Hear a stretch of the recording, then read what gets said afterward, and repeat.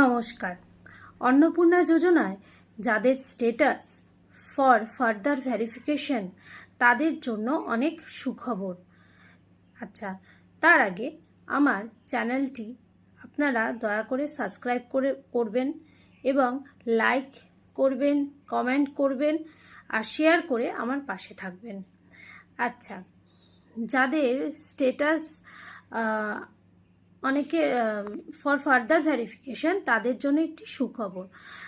আচ্ছা, আমরা জানি ইতিমধ্যে আমি অনেক ভিডিও ছেড়েছি এবং প্রত্যেকটা স্টেটাস নিয়ে আমি আলোচনাও করেছি। আচ্ছা, এবার হচ্ছে ক্লেম করা নিয়ে এবার অনেকে অনেক কনফিউশনে ভুগছেন। কেউ ভাবছেন যে আমি কোন রিজেক্ট হলেই একমাত্র ক্লেম করতে পারবো, এবং বিডিও অফিস থেকে মারফত সেটাই বলা হচ্ছে যে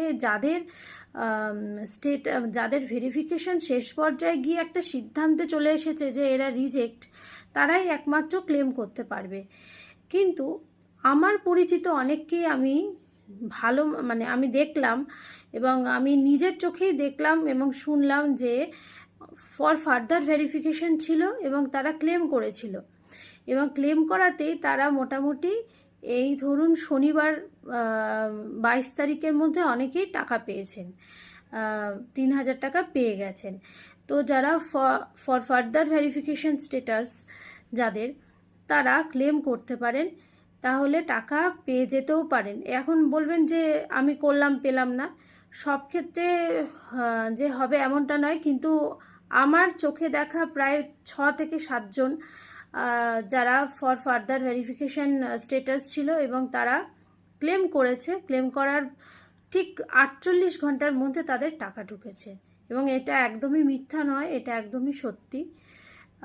আমি সত্যতা যাচাই করেই আপনাদের বলছি। এছাড়াও যারা আন্ডার প্রসেস রয়েছে আর যারা অ্যাপ্রুভ রয়েছে তাদের না করলেও চলবে, এই মাসটা আপনারা ওয়েট করতে পারেন। কিন্তু ফর ফার্দার ভেরিফিকেশানরাও আপনারা ওয়েটও করতে পারেন এবং ক্লেমও করতে পারেন, কারণ ক্লেম করলে কিন্তু অনেকেই টাকা পাচ্ছে। এমনকি রিজেক্ট মেবি ফার্দার ভেরিফিকেশান তারাও পেয়েছে টাকা, যদি আপনি সত্যিকারের যোগ্য হয়ে থাকেন।